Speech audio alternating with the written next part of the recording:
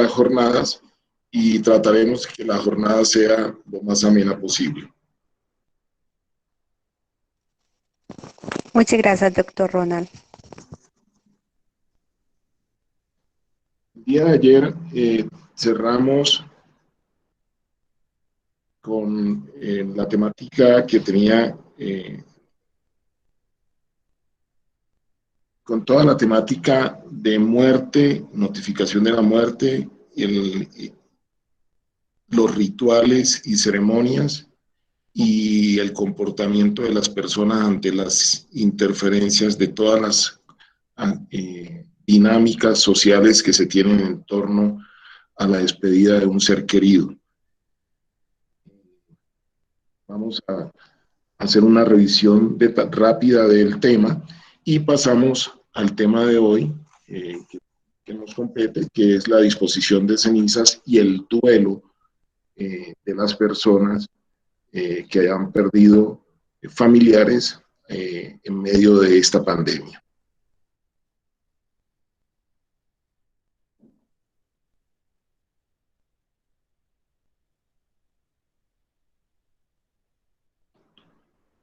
Activo el micrófono.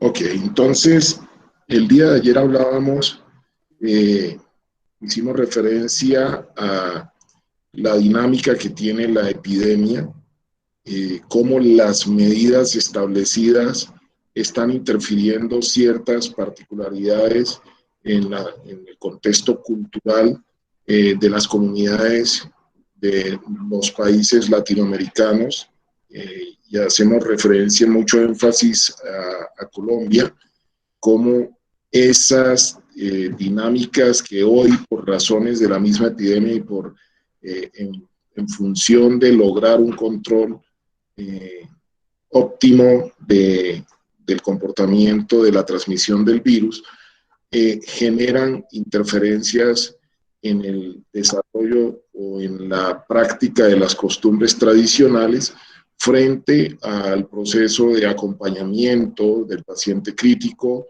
al acompañamiento a la despedida del familiar y todo el proceso o toda la dinámica de los rituales fúnebres para despedir a ese familiar y la repercusión que tiene eso en el comportamiento de las personas.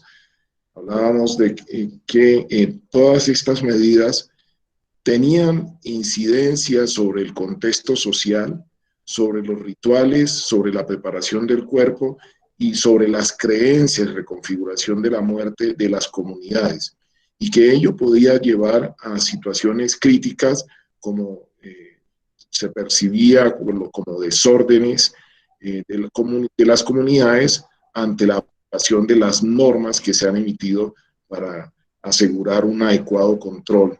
Si no bien el total control, por lo menos reducir muchas de las complicaciones o consecuencias que tiene esta epidemia en los territorios por la capacidad de respuesta de las entidades encargadas de la atención, o también porque se supera esa misma capacidad de respuesta si no se establecen esos controles. Que eso iba a llevar a la transformación de costumbres, de rituales religiosos, y que habían unas condiciones particulares que generaban cambios en el proceso de duelo cuando las personas estaban en riesgo de perder a familiares sin la oportunidad de tener un cara a cara antes de que se vaya, antes de que el familiar deje este mundo.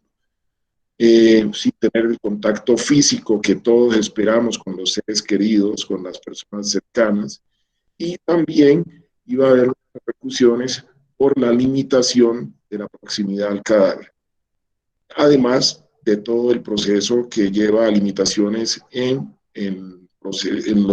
las costumbres de velación de los cuerpos y muchas costumbres particulares en las comunidades. Inclusive mostrábamos algunos videos que son propios de culturas del Caribe y del Pacífico colombiano. Veamos esta imagen. esta imagen que tiene relación con ese tipo de reacciones de las comunidades. Ayer mostrábamos algunas de las costumbres frente al fallecido y para el proceso de despedida, y cómo interferir con las normas o cómo impedir que esas costumbres se practiquen como regularmente se ha hecho, pueden llevar a estas particularidades como lo que pueden ver ustedes aquí.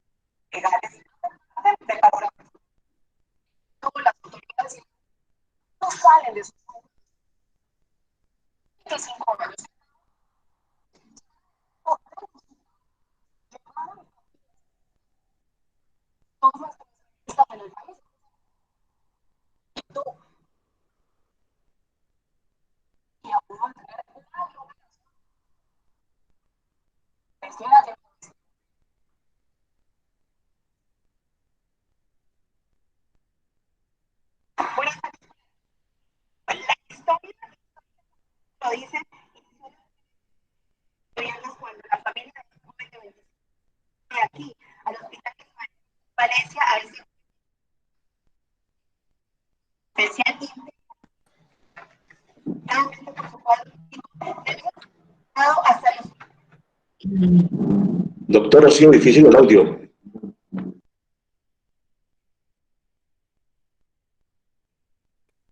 Nuevamente, a este punto llevaron ya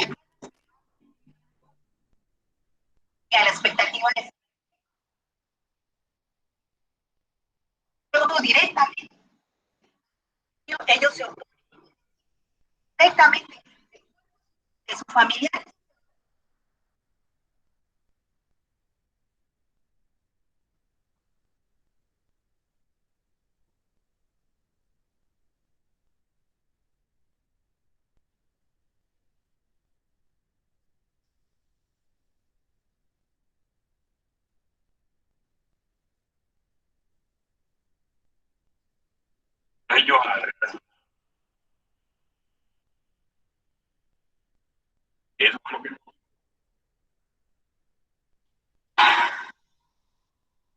Varios salieron del hospital Ismael.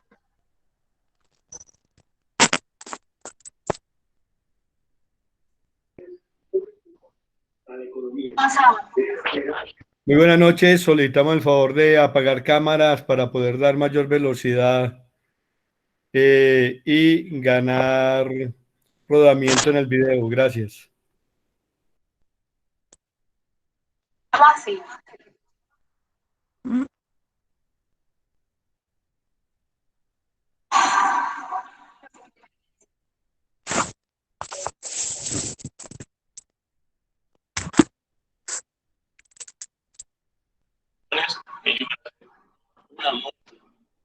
El paciente relacionado con el conocimiento que se tiene el consumo.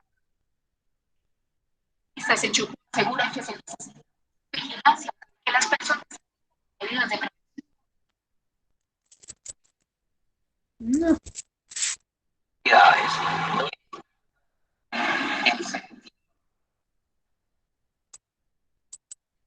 Normas, una pandemia, 31 contagiantes que no propensos a eso. Joven de 25 años.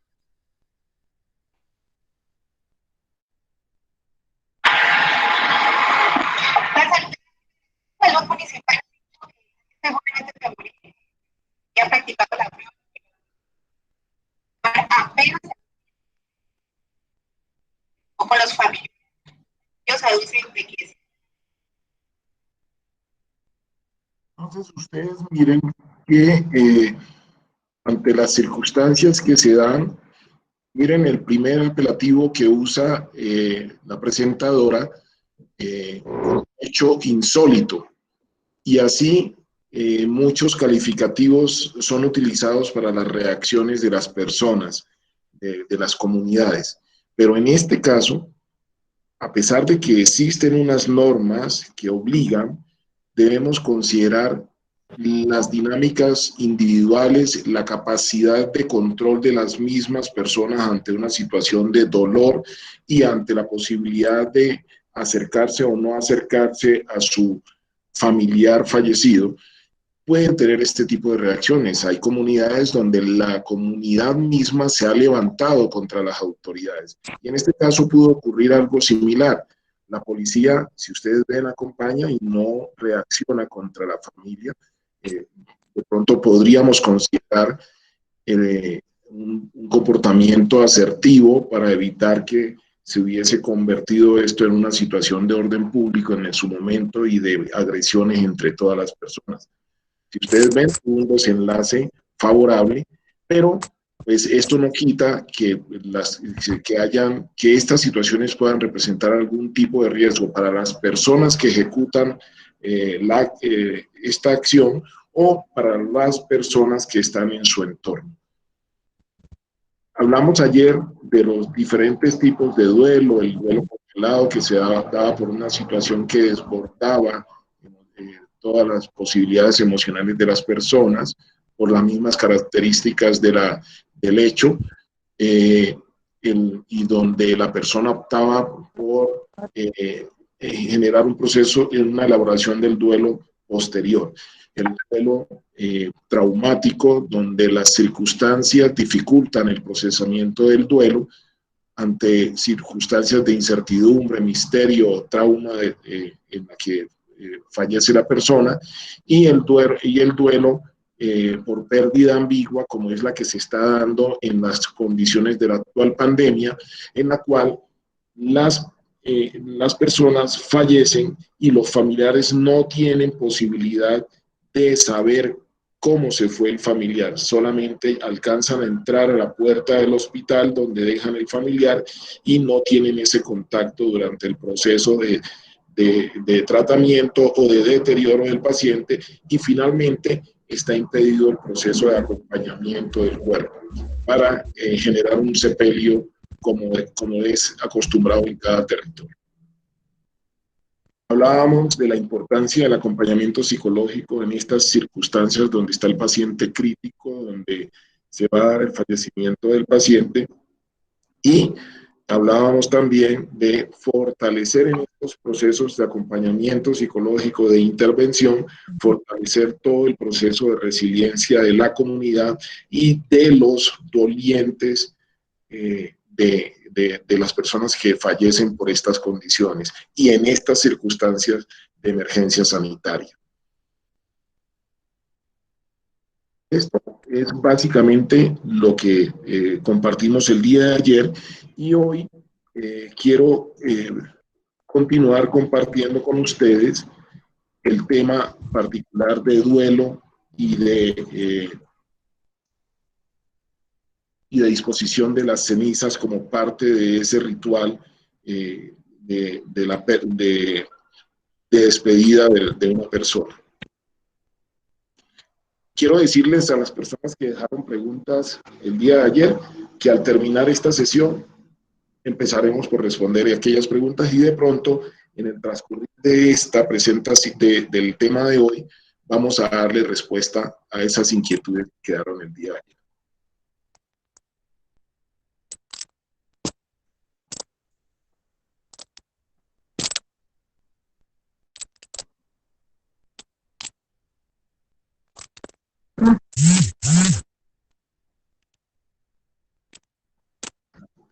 Listo.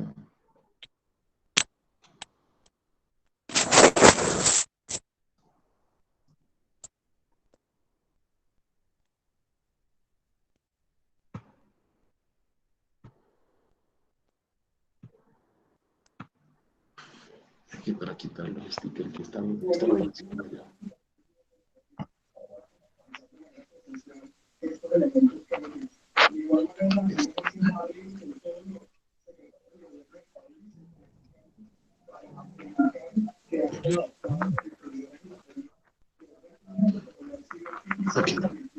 Entonces, para el día de hoy, continuando con todo el pool de presentaciones de apoyo e intervención psicosocial en enfermedades críticas, muerte y duelo por coronavirus, vamos a hablar un poquito de la exposición de cenizas y del duelo.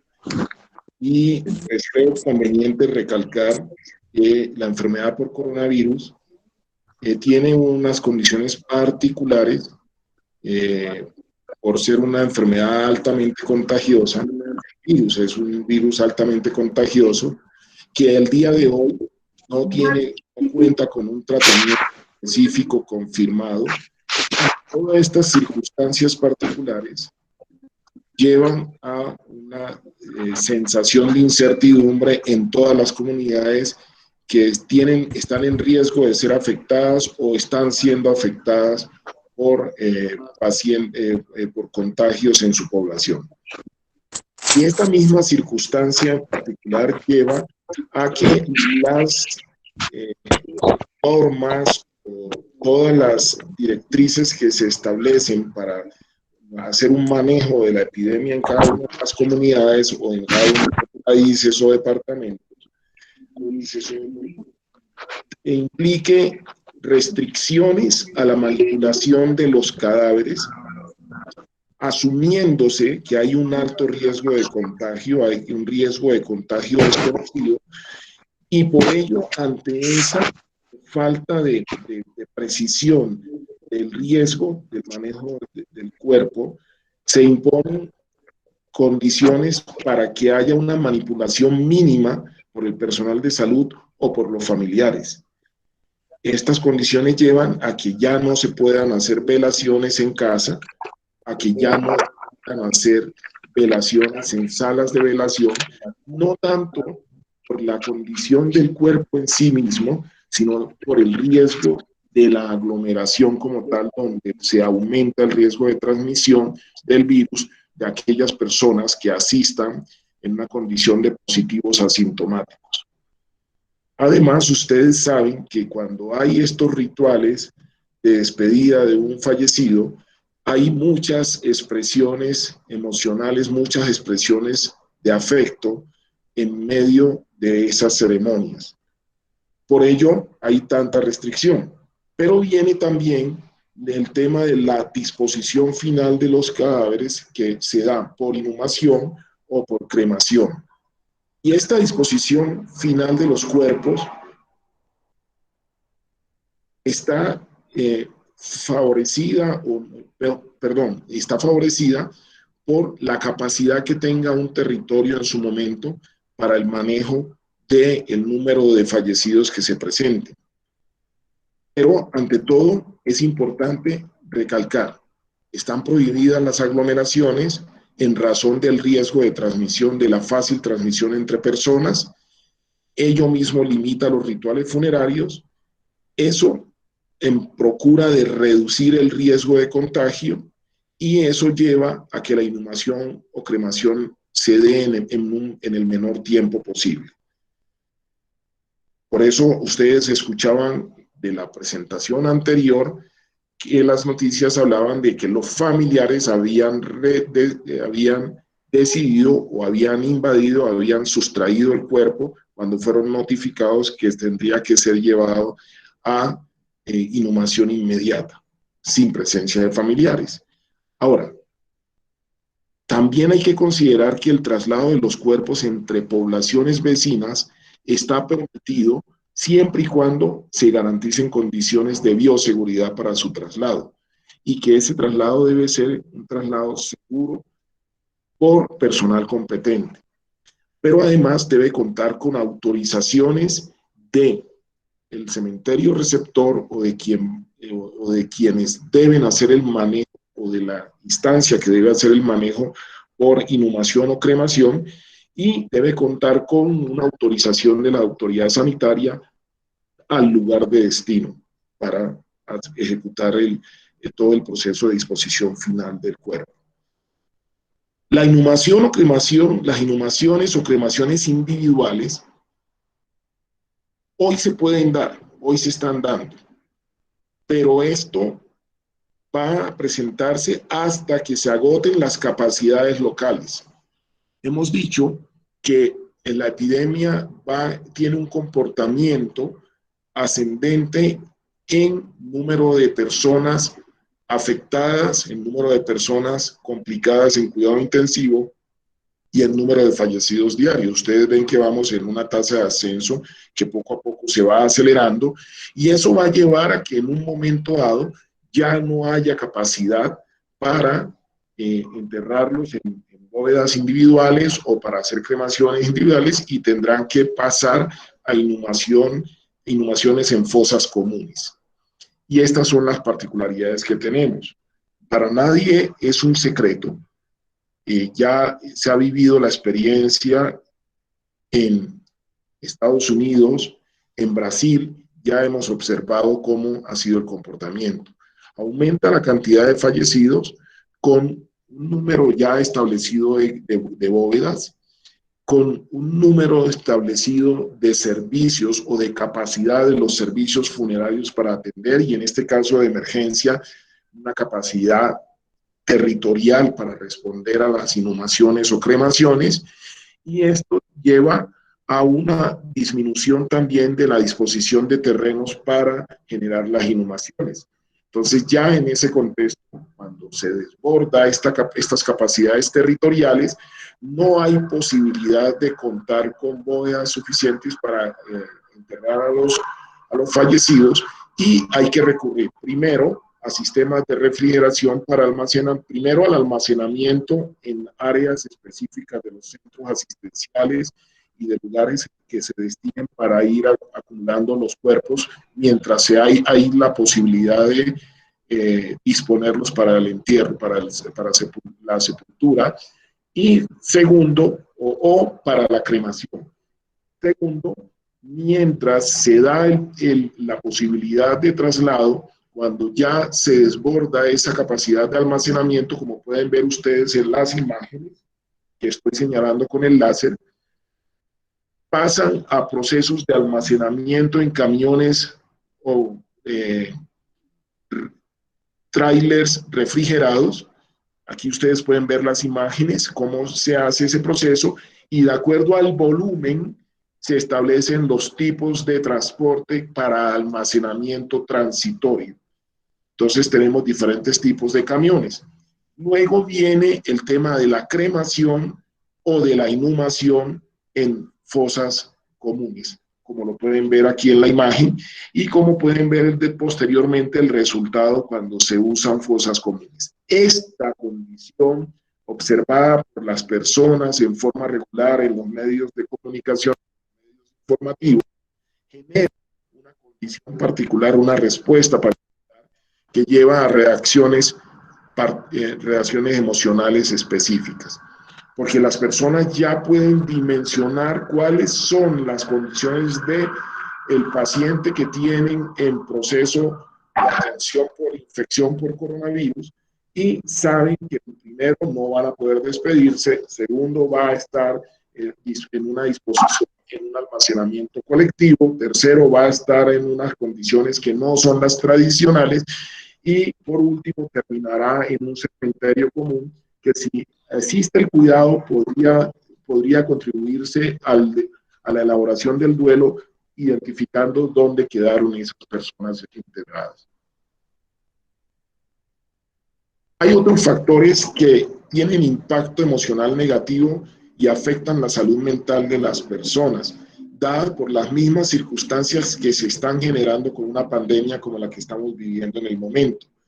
Y estas circunstancias se están llevando a falta de empleo, a hambre, personas que tenían ingresos regulares con capacidad productiva suficiente, hasta profesionales que independientes, pierden el empleo y terminan en esa circunstancia requiriendo asistencia estatal. Y estas mismas circunstancias, más la situación de estrés, de miedo, incertidumbre y de sobreinformación y desinformación y mala información de los medios, llevan a generar unos niveles de estrés que contribuyen a incremento de los problemas familiares y de los problemas interpersonales. Pero además se suma a esa circunstancia el impedimento de desarrollo de los rituales fúnebres y de la ausencia de despedida del ser querido, que finalmente contribuyen a interferir o a generar un impacto emocional negativo y finalmente interferirán el desarrollo del duelo.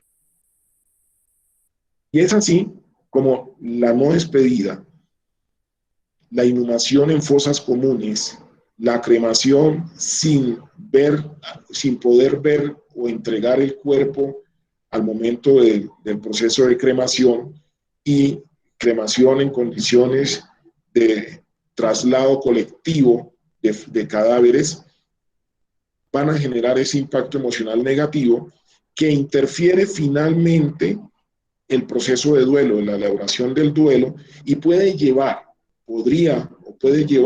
a un duelo complicado, que puede ser un duelo prolongado, y finalmente terminamos en un duelo patológico, un duelo prolongado en el cual la persona puede durar entre 3 y muchos meses o años para elaborar o para superar esta pérdida. Esa condición lleva a trastornos emocionales, posteriormente puede llevar a trastornos del comportamiento y finalmente puede llevar a trastornos mentales.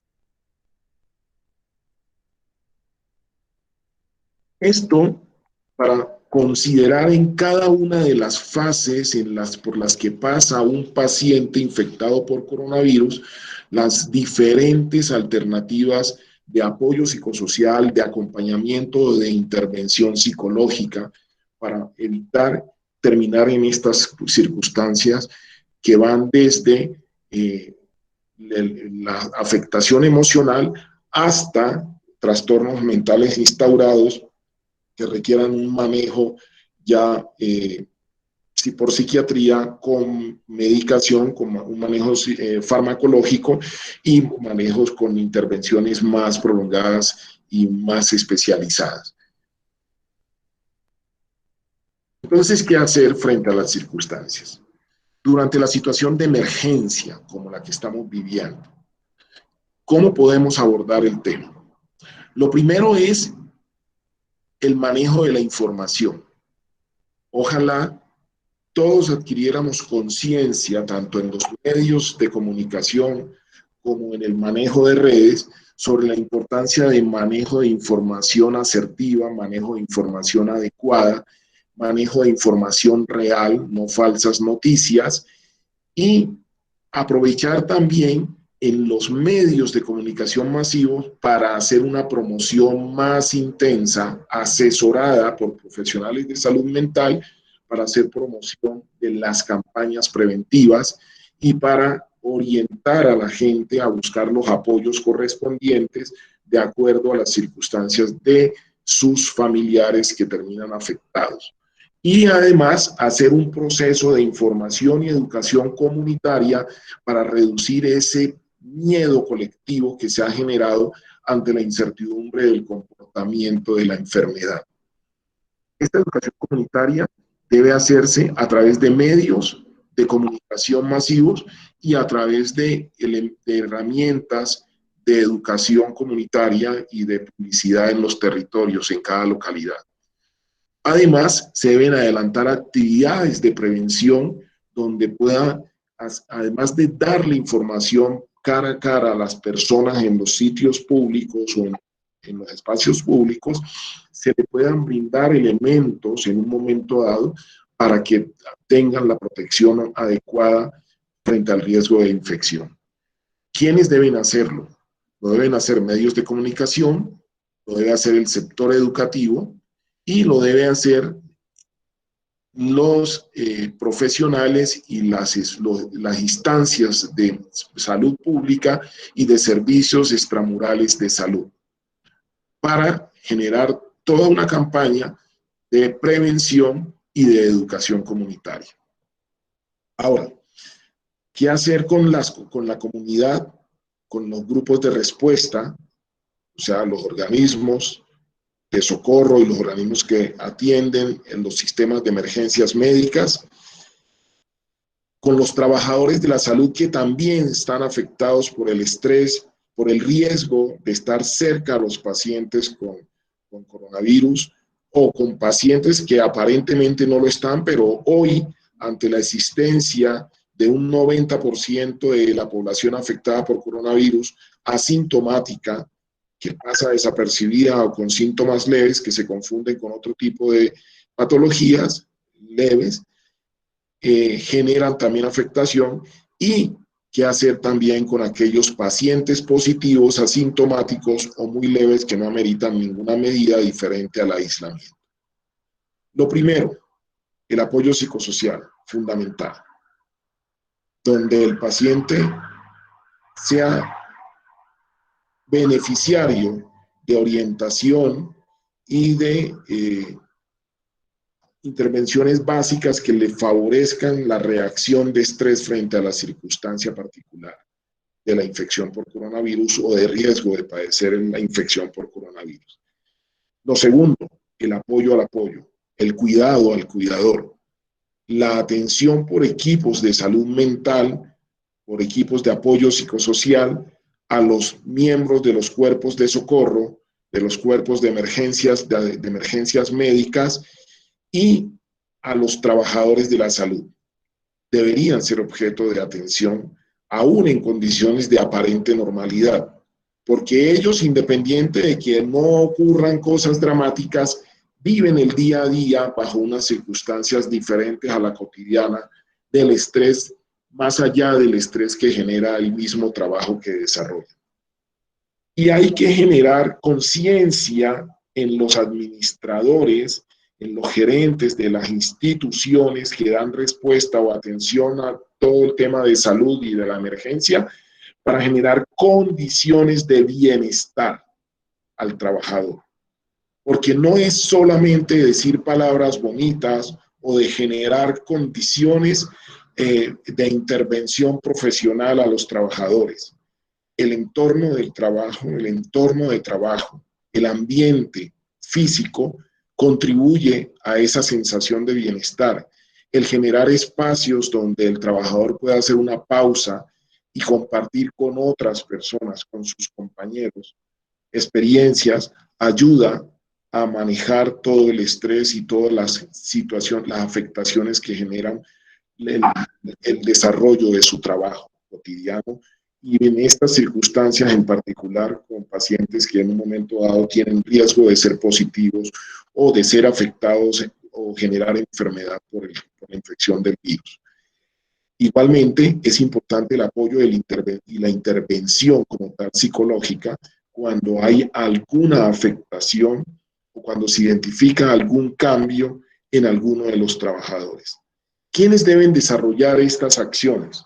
La deben desarrollar los grupos de apoyo psicosocial que están en las organizaciones, por ejemplo, en la Cruz Roja siempre están los grupos de salud mental y apoyo psicosocial, que son voluntarios entrenados para brindar desde primeros auxilios básicos hasta hacer intervenciones especializadas, que son desarrolladas, son ejecutadas por profesionales de la salud mental, psicólogos, con especialización, con formación y mucha experiencia en el manejo de apoyo psicosocial en emergencias. Esto es importante para tener presente. También deben desarrollarlo y deberían estar conformados. Aquí algunos me descabezarán cuando lo menciono, porque genero o comprometo a muchas instancias que no quisieran saber de más gastos en la atención en salud.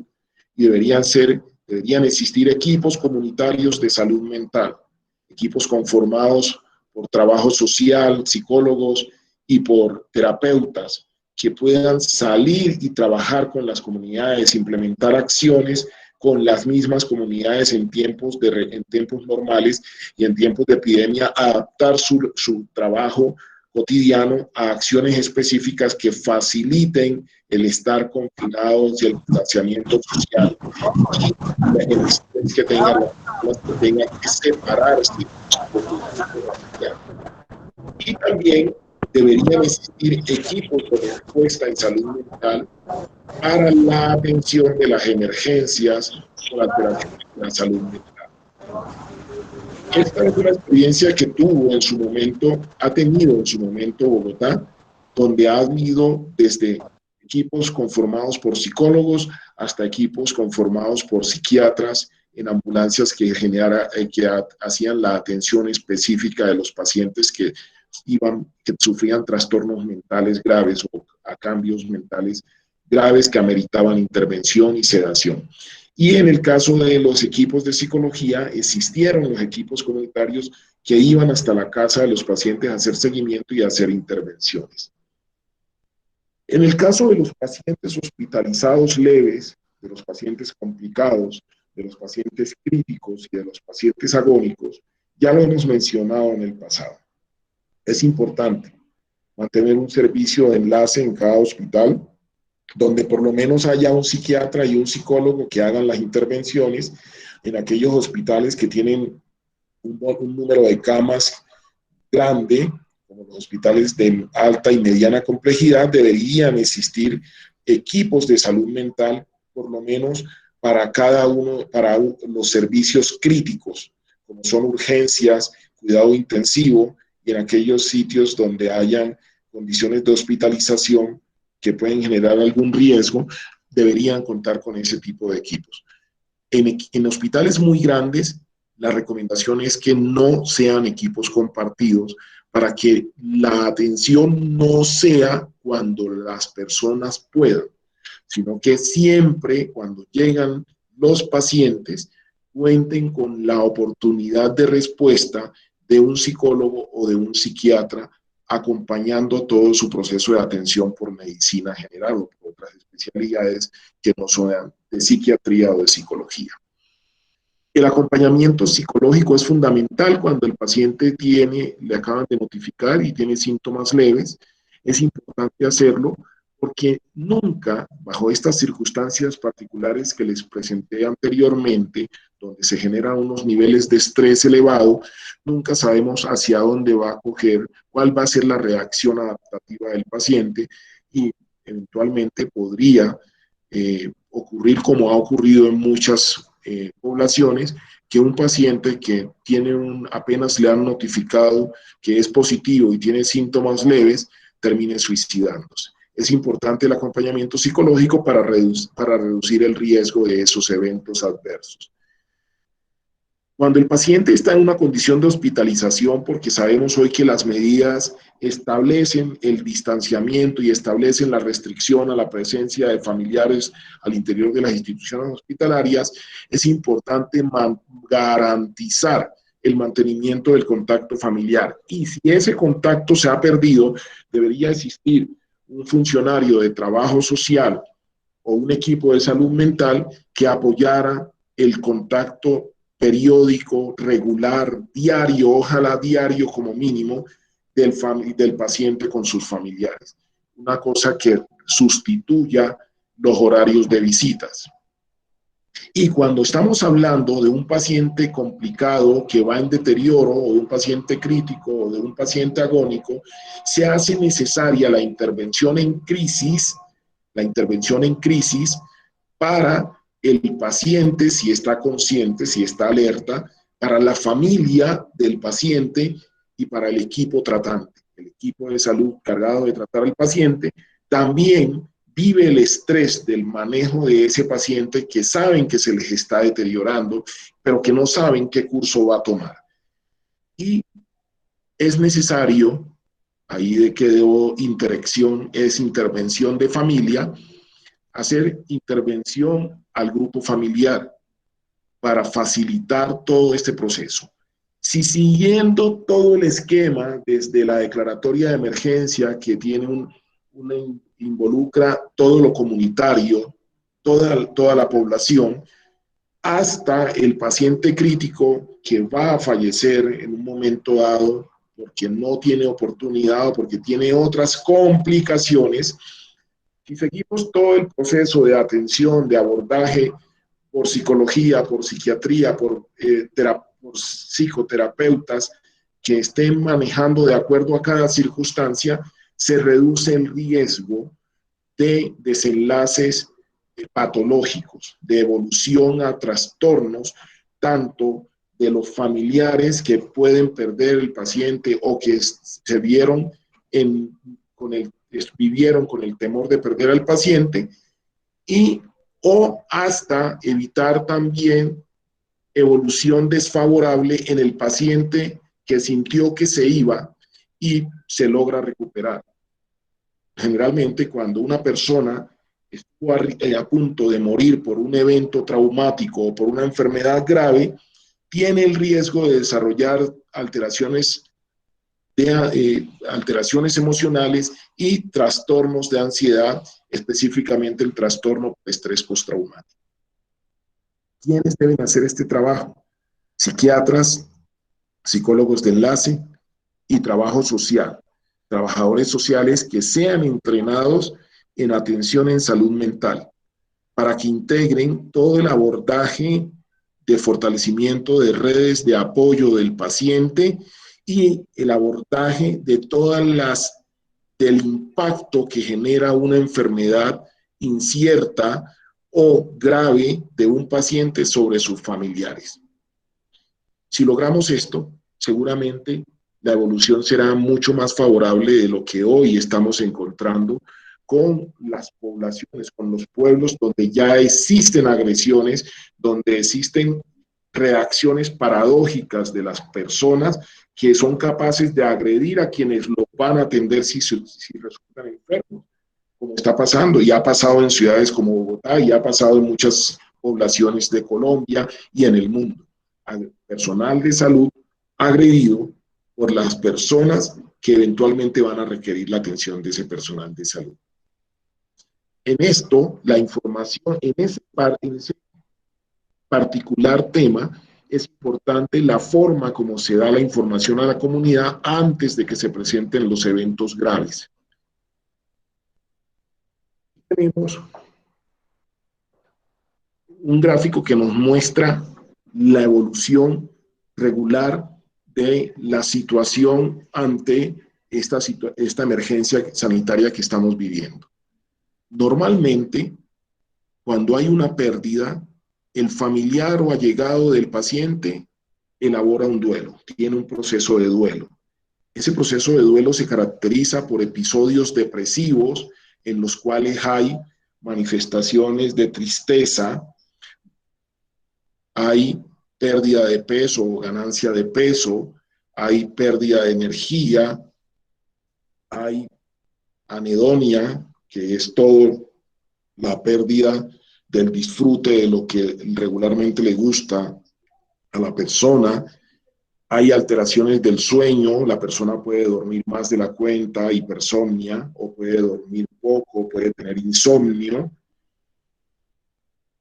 Este tipo de situaciones son normales mientras se presentan en los siguientes 2 meses y si se demora hasta 6 meses, pero en los siguientes 2 meses la persona tiende a hacer este proceso de tristeza, de depresión, de episodios depresivos, porque no son permanentes, por eso no configura un trastorno depresivo mayor, y termina la persona elaborando su duelo y finalmente se recupera retomando su camino normal o cambiando el rumbo de acuerdo a las circunstancias que se hayan generado con esa pérdida. Pasa por todas las fases del duelo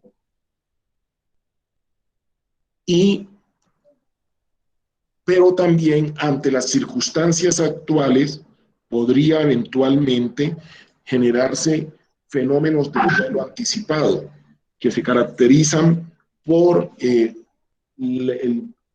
todas las reacciones antes de la ocurrencia de cualquier evento.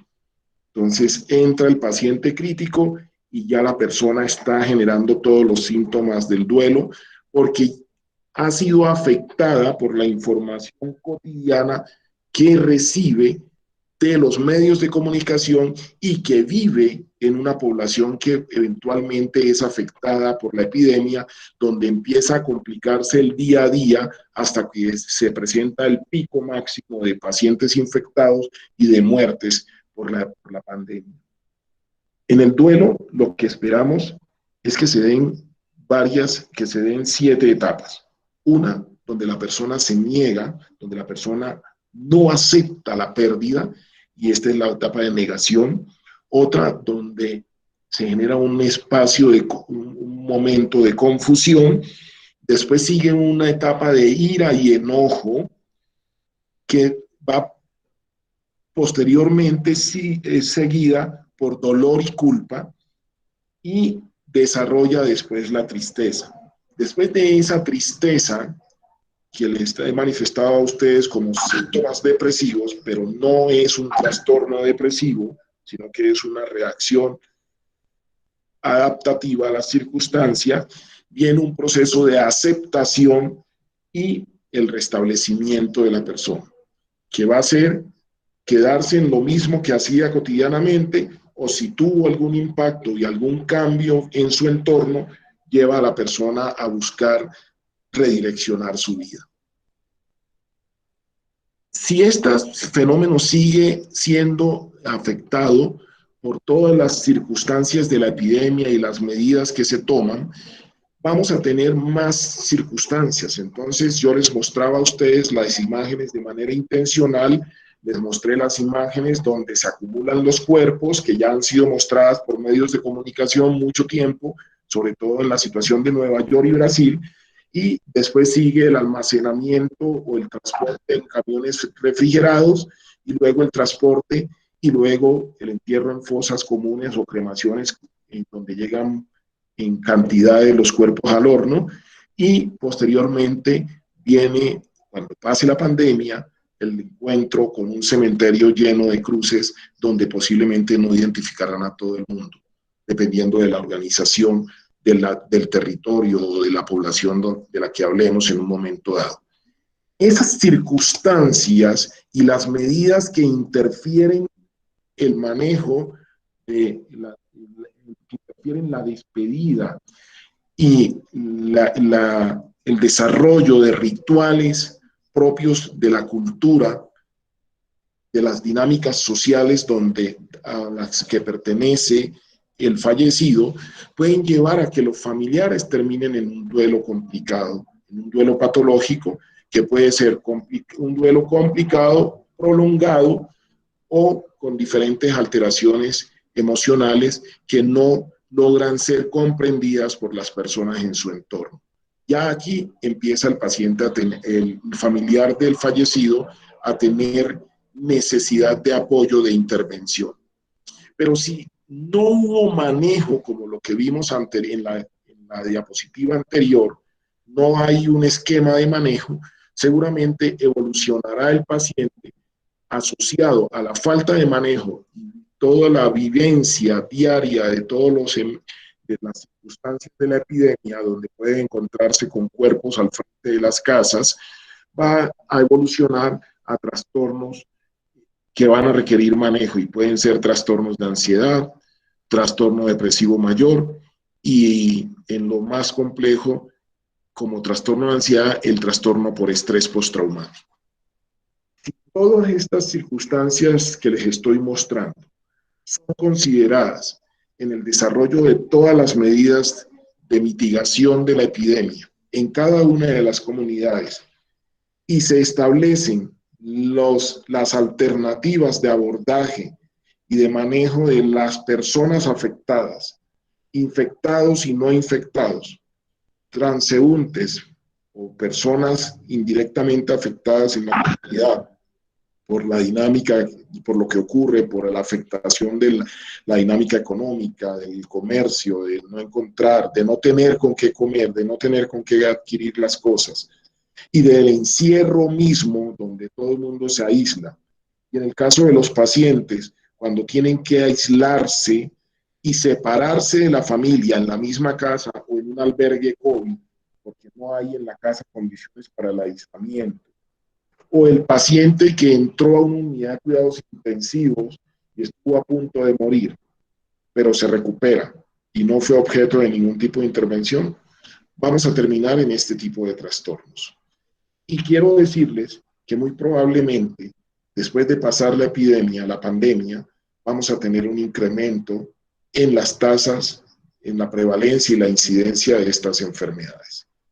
Sí, hoy no le damos importancia al manejo de la salud mental de las poblaciones en medio de la pandemia. Ya no puedo decir de las poblaciones que podrían resultar afectadas, porque lo más probable es que todas las comunidades terminarán afectadas por la pandemia, salvo que se aislaran por completo. Sobre todo hoy que hemos encontrado que hay un volumen o un número significativo, muy relevante de personas positivas sin ningún tipo de síntomas. Por eso hago énfasis en el manejo, en las medidas que deberían tomarse y hacia dónde vamos si no se toman esas medidas. Eso es lo que tendría para contarles el día de hoy. La idea es que la disposición de las cenizas se haga de tal manera, organizada de tal manera que las personas una vez pase la pandemia puedan reclamarlas o puedan tenerlas también en estos tiempos y disponer de ellas, porque el proceso de despedida, el ritual de despedida, esparciendo cenizas, donde la persona ha manifestado querer que lo hagan cuando él fallezca, también ayuda a la elaboración del duelo. Y en el caso de la inhumación en fosas comunes, por lo menos dejar las marcas donde quedan los cuerpos y por lo menos dejar un símbolo con el nombre de cada persona que quede en esa fosa común, para que las personas al pasar estas circunstancias puedan visitar y puedan empezar a generar alternativas de elaboración de su duelo, compartiendo en esos espacios. Eso es muy importante y pues va mucho más allá de lo que yo debería tocar o lo que la gente esperaría que yo tocara con respecto a la salud mental. El manejo social, las actividades o alternativas sociales inciden en el mantenimiento o recuperación de la salud mental de las comunidades o de las personas. Por tanto, no podemos dejar o pasar por alto o pasar desapercibida esas circunstancias que afectan las dinámicas y tradiciones culturales en cada una de las comunidades en medio de la pandemia por coronavirus. Dado esto, quiero pasar a las preguntas que tengan, a las inquietudes y a compartir con ustedes comentarios y observaciones que tengan después de la charla.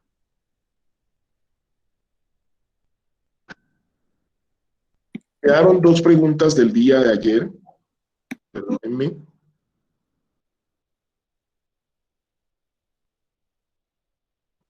Quedaron dos preguntas el día de ayer. Una de las preguntas, perdónenme, yo la busco para...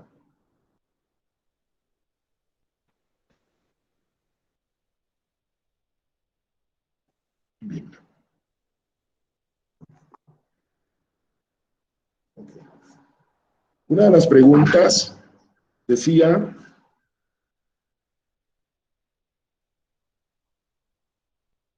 Doctor Ronald, en sus exposiciones usted ha explicado los efectos psicológicos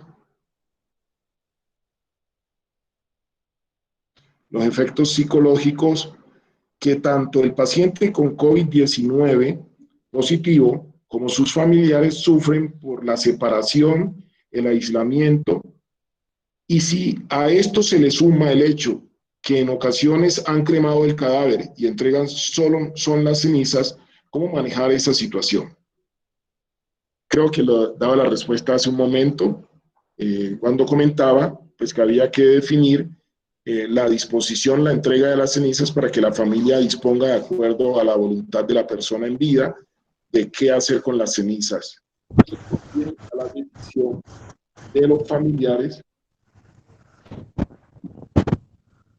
decisión de los familiares, de qué hacer, va a ser un proceso que podría ser acompañado por profesionales que les ayuden a manejar de acuerdo a las costumbres que tengan. Pero finalmente lo importante es que por lo menos la familia reciba esas cenizas de la persona que han perdido. Dice la otra, ¿es legal realizar la cremación de un paciente enfermo con coronavirus positivo sin la autorización de sus familiares? Pues lo que uno esperaría es que en este proceso los familiares autoricen la cremación y si no hay autorización se dé la inhumación. Pero ante una situación de salud pública, si se determinase que la persona debe ser cremada porque no hay espacio para fosas comunes, no hay espacios para bóvedas, prima la salud pública, prima el interés colectivo, el interés de toda la comunidad sobre un interés particular. Es una circunstancia de emergencia sanitaria donde las medidas de salud pública se emiten en torno a la protección de las personas vivas, para mantener la salud de las personas que no tienen riesgo de fallecer o que no fallecen. Muchas gracias por la intervención y sobre todo pues al doctor Ronald Prado de la Guardia por esta gran intervención. Continuaremos con las preguntas. Iniciamos con la pregunta del señor Jorge Durán Moya desde Río Sucio, Chocó, quien nos pregunta, y sobre todo al doctor Ronald, se supone que el contagio del virus se da por secreción de partículas al toser, estornudar o al hablar. Si ya una persona fallece y es ubicado en un cofre donde no va a causar lo anteriormente dicho y donde nos dicen que el contagio no se da piel a piel, ¿cuáles son las causas si su caja está debidamente cerrada y no se tenga contacto directo con el fallecido, que no se le pueda hacer su respectivo duelo o velorio, doctor Ronald? La razón no es el cuerpo, por eso cuando yo les mostré que las medidas las han tomado en función de la incertidumbre del comportamiento de la epidemia, les hice claridad de que el problema no era tanto por el cuerpo, sino por la aglomeración. Por eso en la charla del día de ayer y en la charla anterior, fui muy enfático en decir que de pronto las medidas podrían resultar exageradas, pero en estas circunstancias donde no se sabe la reacción de las comunidades frente a un fallecido, reconocido y querido por la comunidad o por los familiares, pues se hace mandatorio establecer medidas restrictivas para evitar que se vaya a generar un proceso de contagio, como ya ocurrió en la costa atlántica al comienzo de la epidemia en Colombia, donde fueron a hacer el sepelio con más de 100 personas asistiendo y terminaron infectados varias personas. Entonces, aquí el tema es de la medida de salud pública para lograr controlar la tasa de transmisión del virus en los miembros de la comunidad. Muchas gracias. Como segunda pregunta... Discúlpame. Sí, señor. Pero le debo aclarar que sí es cierto que si un cuerpo es manejado adecuadamente, como por ejemplo tapar los orificios con elementos que impidan la salida de secreciones, se ha desinfectado como cuando llegamos a la casa y hacemos procesos de desinfección con desinfectantes como el alcohol a más del 60%, y el cuerpo es sellado en una caja, pues no habría riesgo de transmisión. Eso está claro.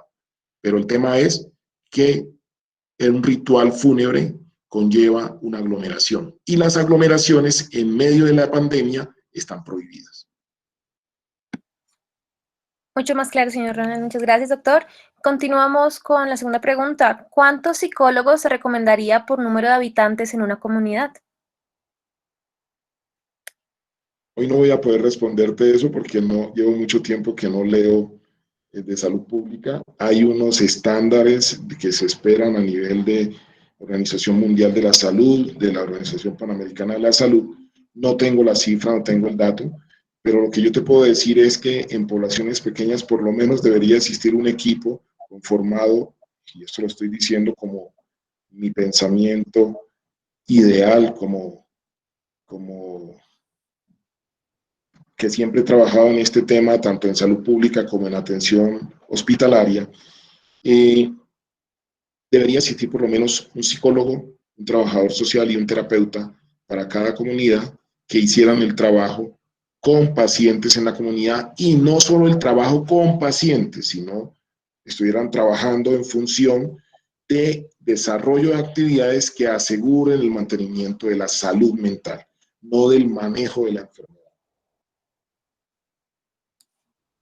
Te daré la respuesta a ese punto del número de psicólogos, el número de psiquiatras esperados por número de habitantes. Se los tengo para la siguiente charla, prometo. Muchas gracias, doctor. Continuamos con la pregunta de la señora Carola Escobar, quien nos saluda e indica que usted cómo recomendaría abordar a los niños entre 9 y 12 años de edad sobre la pérdida de un ser cercano como su madre a causa de esta pandemia. ¿Es recomendable tomar medidas directas o cuánto tiempo después debemos tomar estas medidas? No medidas. Los niños también elaboran el duelo, tienen un proceso de elaboración del duelo. Y el abordaje debe ser con información ajustada a su capacidad de entendimiento y ajustada a su forma de ver el mundo. Este manejo de la información debe ser de una forma natural en familia, y cuando identifiquen que está desbordando o está generando algún curso patológico, deben recurrir a profesionales de salud mental, a psicólogos o psicólogos y psiquiatras infantiles y terapeutas que tengan la experiencia en manejo de niños. Pero de entrada, el manejo con cualquier persona debe ser con información real sobre las situaciones, ajustándola a cada etapa de su vida, a su capacidad de entendimiento de acuerdo a cada etapa de la vida. Perfecto, muchísimas gracias, doctor. Continuamos también con una pregunta de la señora Yolanda Garzón, quien lo saluda. Además, indica que estamos confrontándonos a una situación crítica como lo es el COVID, que nos obliga a cambiar nuestras costumbres, la expresión de nuestras emociones, esas emociones reprimidas también, donde debemos estar sujetos a normas, leyes, protocolos de seguridad. Entonces le pregunta a usted, doctor, que si cree que es hora de trabajar en el trastorno del apego, trastorno del comportamiento, trastorno de personalidad, trastorno de ansiedad y el trastorno de estrés postraumático. Yo quiero interpretar que cuando hablas de trastorno de personalidad se refiere a cambios permanentes en la personalidad de aquellas personas que sufrieron algún tipo de sufrieron trastorno por estrés de estrés postraumático. Sí es verdad que hay normas para facilitar el manejo de la emergencia. Es posible que haya que cambiar transitoria o definitivamente las costumbres. Es difícil esperar a que las comunidades, a que las personas cambien las tradiciones de la noche a la mañana.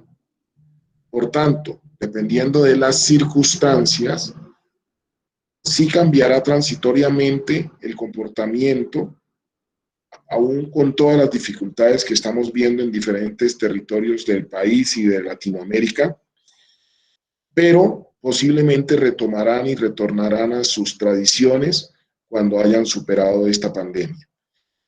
Que el superar la pandemia no quiere decir que desaparezca el virus. Superarla estará relacionado con la determinación de una cura, la existencia de una vacuna. Seguramente terminaremos vacunándonos anualmente por coronavirus, como pasa con la vacuna de la influenza, que tenemos 2 vacunas al año.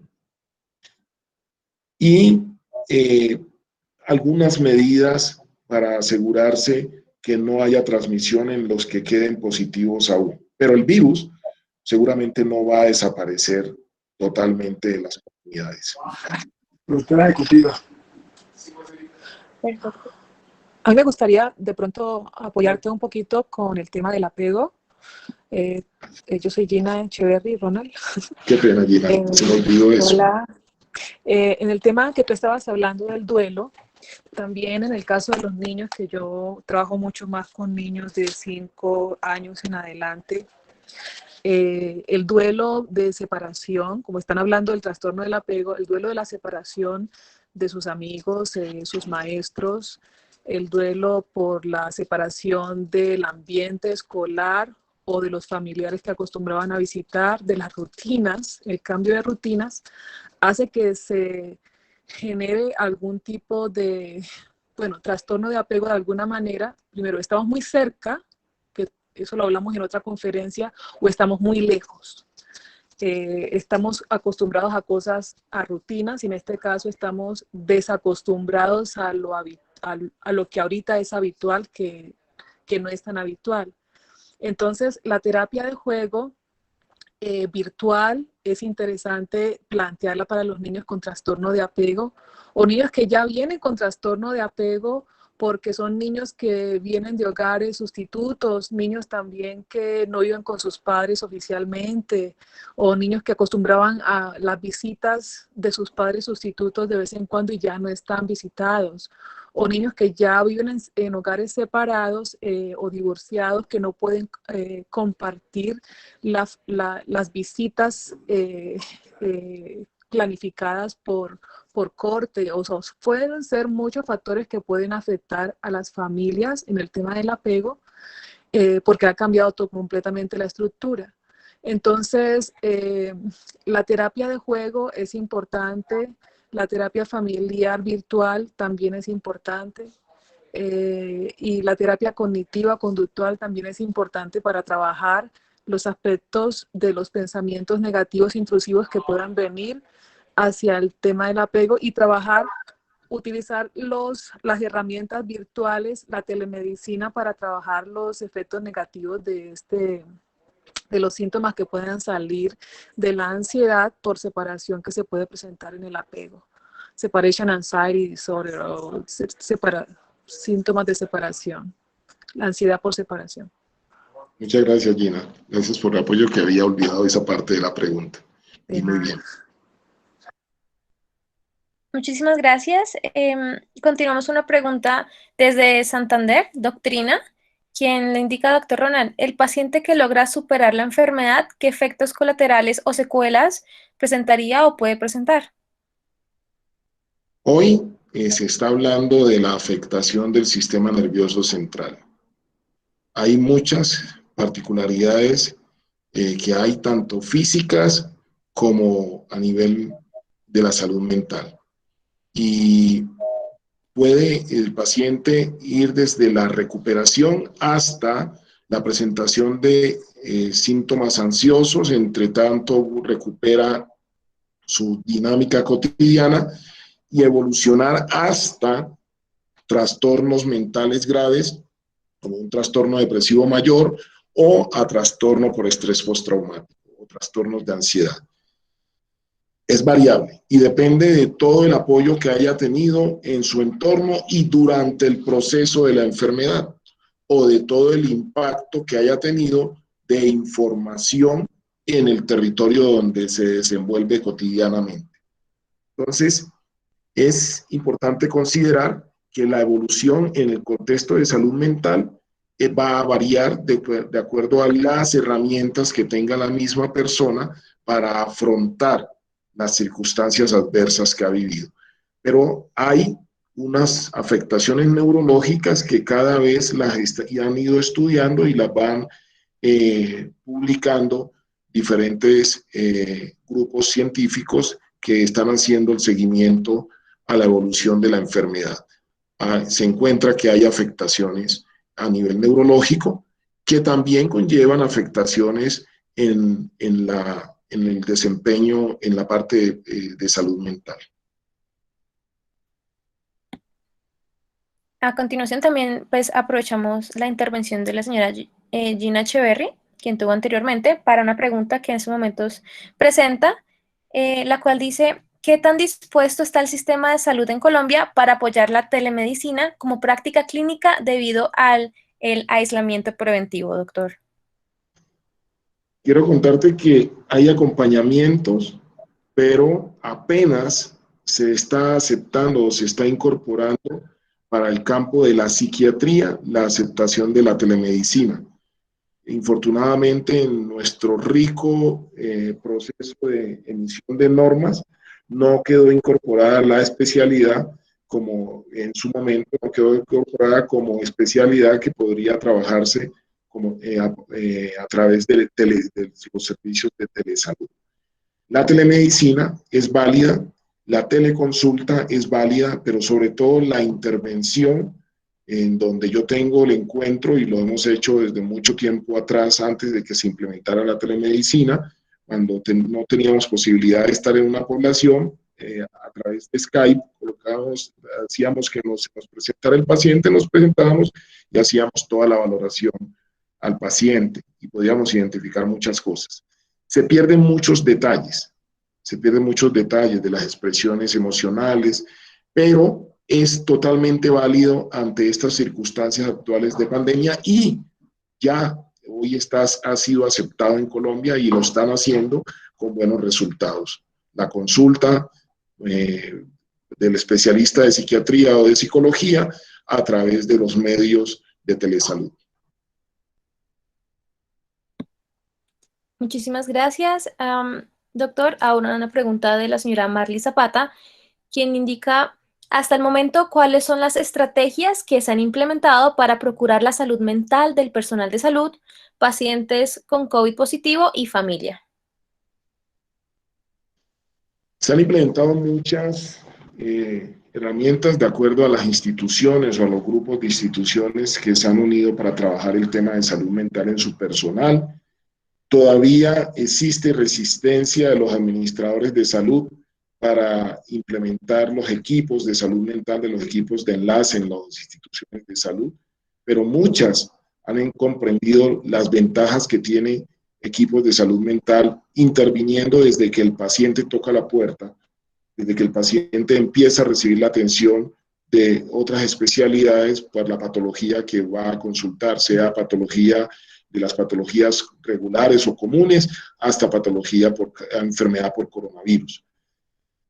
Hay instituciones que ya lo tienen incorporado en sus protocolos y es claro que representa una herramienta que favorece la evolución de los pacientes, porque el estado emocional contribuye a recuperar o a mantener su estado inmunológico, su capacidad de respuesta ante la afectación física. Y se los puedo decir por experiencia propia, los pacientes tienen mejor evolución cuando tienen el acompañamiento de psiquiatría de enlace o de psicología o con acompañamiento compartido por equipos que se dedican a ese servicio donde se encuentra el paciente y no por equipos que se comparten en toda la institución y que tienen que sacar el tiempo para brindar la atención. Es decir, pueden atender a cada paciente cuando el tiempo les da, cuando alcanzan.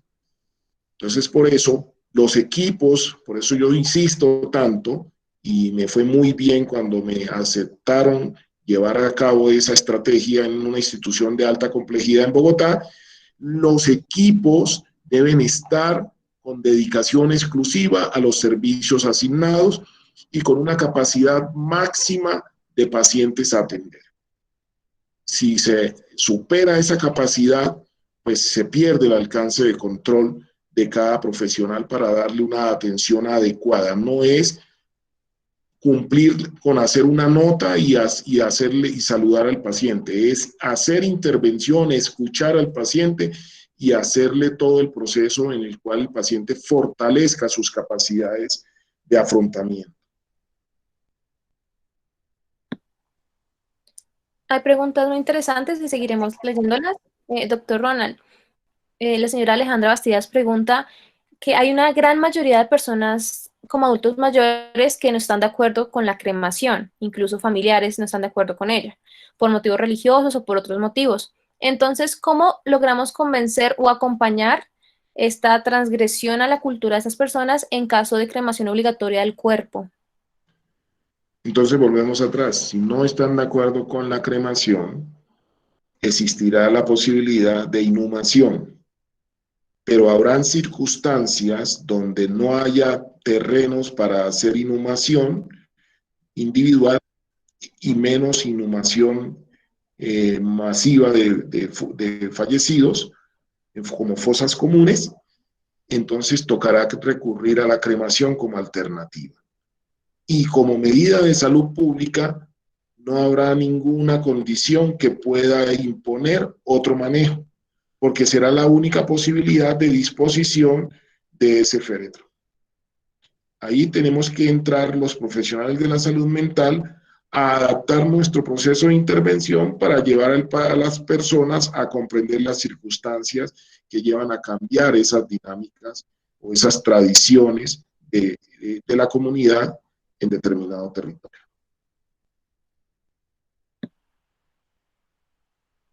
Muchas gracias. El señor John Noel nos pregunta, ¿y si un paciente tiene una gripa normal con síntomas parecidos al COVID, ese paciente se puede llegar a estresar o tener ansiedad creyendo que es el virus? ¿En qué momento considera que se le puede brindar una ayuda psicológica? En todo momento. Por ejemplo, nuestros voluntarios de apoyo psicosocial han mostrado interés en brindar ese tipo de atención. Claro, tienen que llevar los elementos de protección necesarios, pero las instituciones, desde las centrales de urgencias hasta los hospitales de alta complejidad, las instituciones de atención ambulatoria, deberían contar con profesionales que le brinden ese acompañamiento. Y ese acompañamiento se puede brindar a través de telesalud, a través de telemedicina o de telesalud, para que esté el acompañamiento por un psicólogo, por un psiquiatra. Y hay que recordar una cosa, en todos los territorios se han implementado líneas de acompañamiento psicosocial, líneas de asesoramiento.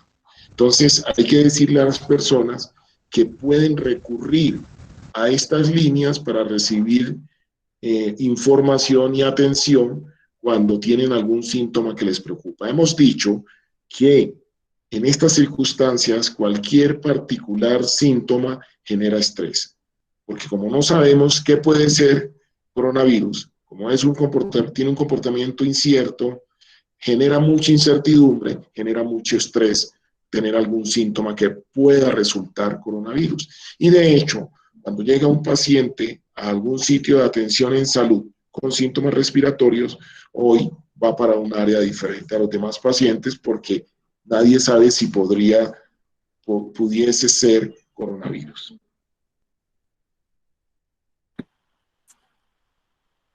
Para continuar con esas preguntas, tenemos la duda del señor William Alberto López, quien indica que para los integrantes de cuerpos de socorro, Defensa Civil Colombiana, Cruz Roja, bomberos y personal médico, ¿qué se recomienda para dar manejo al duelo por la pérdida de compañeros, familiares o amigos y que genere sensación de impotencia por no haberlos podido ayudar? El día de hoy posiblemente me brinqué el tema específico de los cuerpos de los organismos de respuesta, los organismos de socorro y de emergencias médicas. Y sí ofrezco excusas por eso, pero le respondo a William. Hay varias técnicas de abordaje a los miembros de cuerpos de socorro. Y en nuestro esquema, en nuestras guías de atención psicológica en emergencias, hemos establecido que lo primero fundamental es la información ante un evento. Proporcionar información, hacer un briefing para que la gente sepa a qué vamos. Generar un proceso de activación al momento de empezar la atención. Y al terminar la actividad de respuesta hay que generar un proceso de desactivación. Pero cuando hay eventos de alto impacto, como situaciones muy catastróficas que exponen psicológicamente a las personas, a los miembros de los cuerpos de socorro, y mucho más cuando hay una pérdida de un miembro del equipo, todos deberían ser objeto de intervención especial. Deberían ser objeto de un debriefing y de acuerdo a la evolución a ese proceso, a esa intervención, se definiría si debe continuar en un proceso de atención y de observación cada miembro de ese equipo que fue afectado por esa pérdida. Es básicamente lo que debemos hacer. Son entonces 4 líneas que se deben seguir para los cuerpos de socorro y ojalá todos los organismos de socorro las acogieran para garantizar el bienestar y la salud mental de cada uno de sus miembros. Briefing, activación, desactivación, debriefing. Y ya sigue, después de que no haya surtido, no haya sido favorable, la evolución no haya sido positiva, pues seguirían procesos de atención por profesionales de manera continua que establecerían el esquema de intervención, el esquema terapéutico como tal. Muchísimas gracias, doctor. Así se cierran las preguntas pues de la parte del chat del día de hoy. No sé si hay alguna intervención o duda adicional que tengan las personas que están el día de hoy acompañándonos.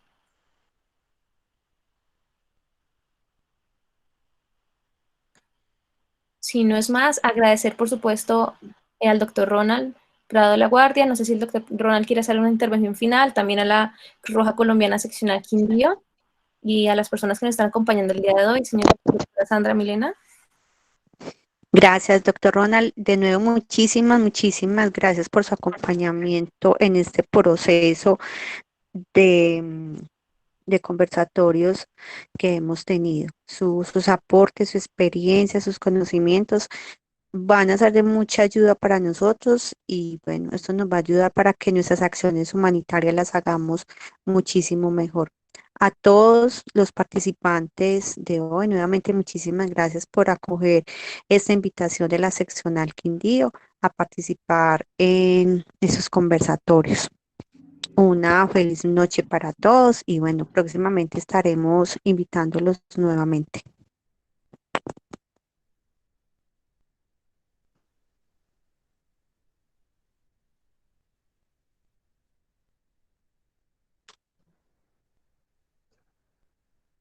Muchas gracias a todos por la participación. Nos vemos el próximo miércoles 8 a las 6 de la tarde con el siguiente tema. Señor.